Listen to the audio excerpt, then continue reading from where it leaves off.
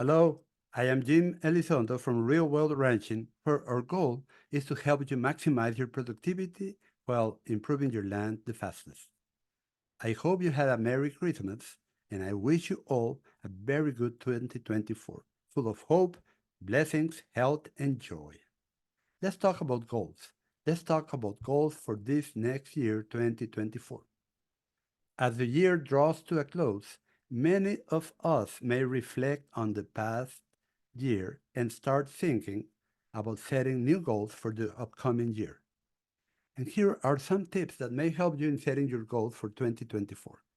Identify what matters to you the most in your current circumstances. This could be your family, your ranch or farm, or profits. Then you will want to think about goals in those categories alone. Defining what is most important to you and concentrating on accomplishing your goals in those areas is crucial. The key is to set practical goals personalized to your needs and to focus on your progress. Work backward. Ask yourself, what is my end goal? Then determine what you're trying to achieve by meeting this goal. Only then can you begin planning how you're going to get there. And remember, comparison is the thief of joy. Consider your environment. It will not be fair to compare to someone on a very different environment. Compare to your own environment and circumstances. And better yet, compete against yourself, not against others. This will channel your energy and time into your truly important things in life. Set some time in the next few weeks to write down your three priorities in life. Under those three priorities, write a line about what you want to do in 2024 to ensure you take care of those priorities. And anytime you feel your life is going in the wrong direction, pull the paper out and consider whether you are living a life that puts your priorities first or not. Action leads to action, and you control your future. Taking action also means you can choose to change direction at any moment. You can adjust or completely rewrite your goals in the middle of the year, as you are in charge. We have all set detailed goals for next year at the end of the year many times, but now let us make them a little more detailed. Do you know the saying, he who fails to plan plans to fail? This is true. We need to plan carefully, and here are some tips for planning the best way. First one is be specific. If something cannot be measured or quantified, it is merely a wish and not a goal. For example, we can measure round bales of hay to set a goal of not using more than one round bale of hay per cow per year. And of course, this will depend on your environment, but the idea is to set a realistic goal that will help you get to your end goal. Remember to celebrate your trumps and to set small intermediate gains. It is okay to gradually improve. There is no need to set unrealistic goals, which will only make us feel bad when we do not reach them. So set a time limit. If we do not set a time limit, we will turn our goals into wishes with no responsibility to work hard to reach them. For example, in the previous goal, get to no more than one round bale of hay per cow per year by the year 2025. Setting a time limit greatly enhances your probability of succeeding and reaching your goals, as now you have a goal and a time frame to measure your progress. To create an action plan, we need a roadmap or a set of steps to reach our goal within our time frame. By writing down our goals and time limits, we can track our progresses. In the previous example, we could start with how many round bales of hay we have averaged in the last few years. Then chart our progress in a visible place to motivate us further to get there. And I am not talking about starving our cattle. We need to keep them in good body condition.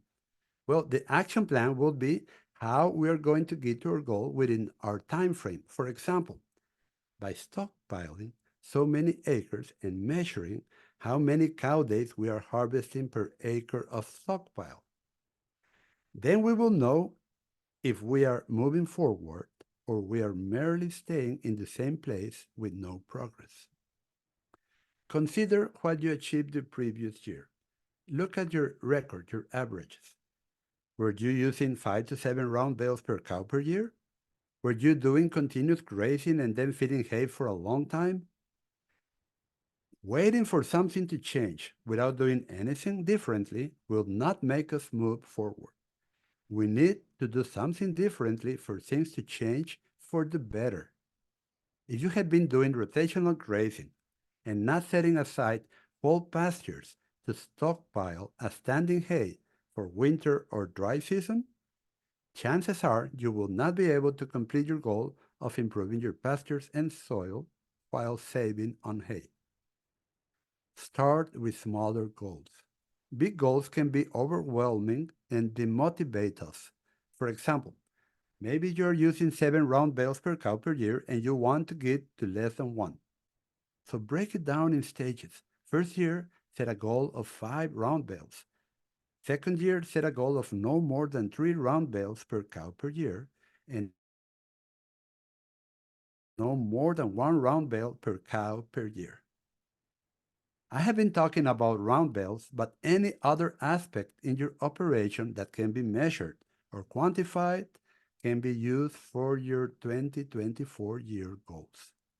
Here are some examples: fertility, optimal calving season, supplement cost in dollars per cow per year, total cost in dollars per cow per year includes everything, stocking rate, the number of productive animals we can carry per year at a low cost, to gradually reduce and eventually eliminate synthetic fertilizer costs, to have more time, more free time for your family. This can be measured. To be able to take the weekends off. Okay, then you will be wise to do the following. Write down your goals, prepare for potential obstacles, map out a timeline, create a plan, monitor your progress, and take action. When you implement the Total Grazing Academy to regenerate your soil the fastest with your livestock while you maximize your profits, you're setting goals that will improve your life and your land, and that is worthwhile. Observe and evaluate to see if you need to adjust something to reach your goals. Conclusion and recap. Number one, start by identifying the 3 most important aspects of your life and under them write your goals to ensure you are working on worthwhile goals. 2. Do not try to compete with others in a different environment than yours. Try to compete against yourself and you will be rewarded. 3. Set up measurable goals. You can only improve that which you can measure or quantify. If you cannot measure or quantify, it may turn into a good wish, but it's not a goal. 4. Write your goals on paper where you can see them periodically and decide on a time frame to achieve them. It is wise to do this with your spouse. 5. Get to your goals gradually. It is okay to set up intermediate goals as many times. It will take years to get there. 6. Remember, you are your own master. You do not owe something to anyone else. This means you decide if you change your goals depending on circumstances. Always plan, observe, monitor. Then replan if necessary to continue advancing. 7. Celebrate your trumps. This is more important than we may think and is something we usually do not do. Celebrate. Your progress is important and you need to celebrate every small or large triumph. You see, life is made of moments, and moments are what give our life meaning. Celebrate. I hope you like this podcast. I think it is vitally important to set goals to be able to achieve success on our farms and in our lives faster and with less effort.